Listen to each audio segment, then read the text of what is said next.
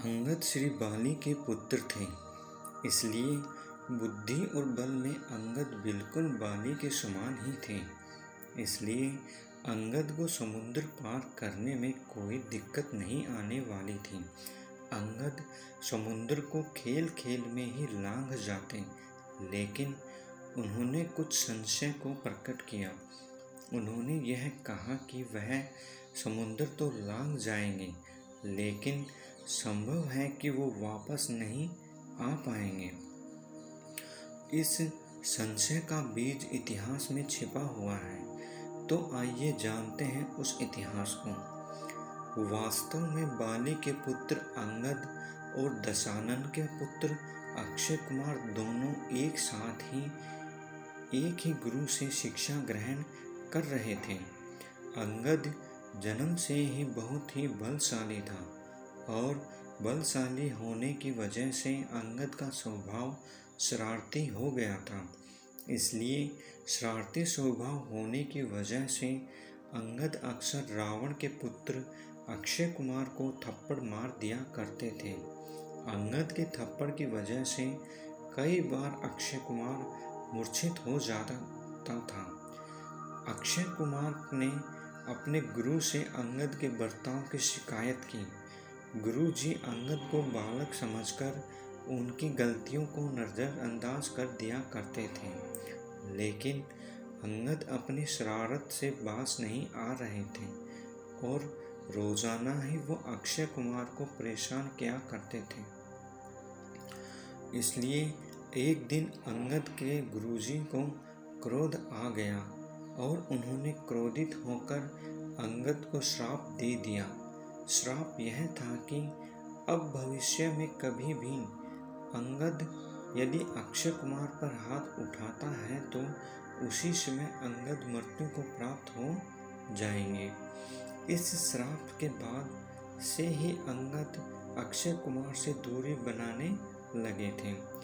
जब वानर सेना माता सीता की खोज के लिए निकली थी और समुद्र को लांघने की बात हो रही थी, तब अंगद को यही संशय था कि अगर वो समुद्र लांघ कर लंका जाते हैं और वहाँ अक्षय कुमार से सामना होता है तो गुरु जी के श्राप की वजह से उनकी मृत्यु हो जाएगी और राम काज अधूरा रह जाएगा, क्योंकि वह वापस लौट नहीं पाएंगे।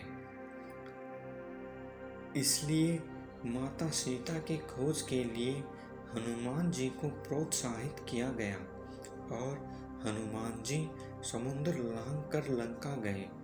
जब रावण को पता चला कि लंका में कोई वानर आया है और वह हर तरफ उत्पात मचा रहा है, तो लंका को तहस नहस कर रहा है, तो रावण को लगा कि यह अंगद ही है, क्योंकि रावण की नज़र में केवल दो ही वानर शक्तिशाली हैं, एक तो बाली और दूसरा बाली का पुत्र अंगद।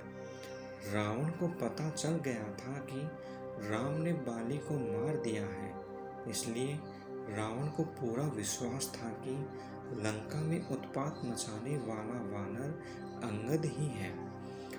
रावण को अंगद के श्राप के बारे में पता था, इसलिए रावण ने हनुमान जी को रोकने के लिए अक्षय कुमार को भेजा। रावण को लगा कि श्राप की वजह से अंगद मृत्यु को प्राप्त हो जाएगा, लेकिन जल्द ही उसका यह भ्रम टूट गया। जब उसे पता चला कि हनुमान जी ने अक्षय कुमार को मार दिया है, रावण तुरंत समझ गया कि यह कोई दूसरा वानर है, यह भी कम शक्तिशाली नहीं है। इसलिए उसने लंका के सबसे शक्तिशाली योद्धा मेघनाद को हनुमान जी को पकड़ने के लिए भेजा, क्योंकि रावण जानना चाहता था कि आखिर बाली और अंगद के अलावा इस धरती में कौन इतना शक्तिशाली वानर मौजूद है। हनुमान जी को पता था कि अगर अक्षय कुमार जीवित रहेगा तो अंगद का लंका में प्रवेश संभव नहीं है। इसलिए हनुमान जी ने अंगद के जीवन की बाधा को समाप्त कर दिया और आखिरकार जब राम की सेना लंका पहुंची तो रावण के दरबार में अंगद ही शांति दूत बनकर आ गए थे और वहां अपनी वीरता का परचम लहरा दिया था और रावण को भी अपने पैरों में झुकने के लिए विवश किया था। वीडियो देखने के लिए आप सभी का बहुत बहुत धन्यवाद।